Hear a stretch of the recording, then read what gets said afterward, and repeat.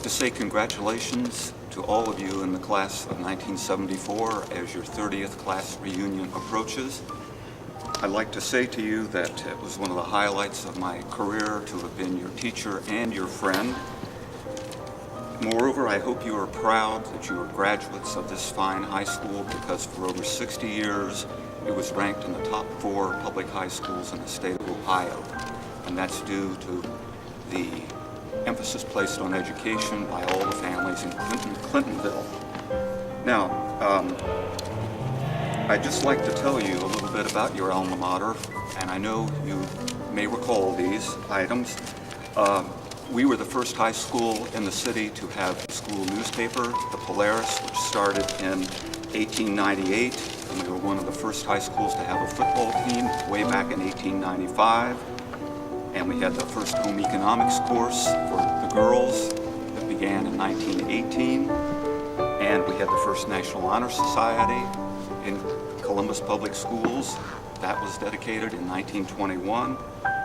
And we were the only high school in the history of sports in Columbus to win the city championship in football, basketball, baseball, and track. And that was in 1939. No other school has ever done that since then or before that time. And we had the first homecoming queen in the entire city of Columbus. Jean Raybould was her name. She was elected to the Hall of Fame, and that was in 1933. And we were the only high school to build and finance our own stadium by the buying and selling of bonds. And basketball coach Earl Hickman burned the mortgage, if you can call it that, in the stadium in 1940. And we had our first prom here at North High School in 1941, right before we entered the war. And we had the very first PA system in Columbus in 1949, and one of the famous radio personalities, Irwin Johnson, who was known as the Early Worm, broadcast on our PA system at that time. And we had the very first activity coordinator in the city of Columbus, starting in 1959, a very personal friend of mine, Meta Gregg.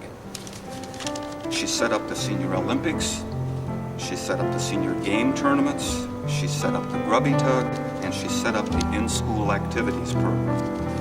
And it's a real honor for me just to be able to say hello to you and to welcome you. This was the finest place I ever taught. I miss it terribly. I think I would still be teaching now if North High School were a regular high school. And as I end this, I'd like to think that this has evoked a lot of memories for you. It certainly has for me, and I'll always be a polar bear. This school means more to me than even my own high school. Have a wonderful reunion, and I hope to see you at that time.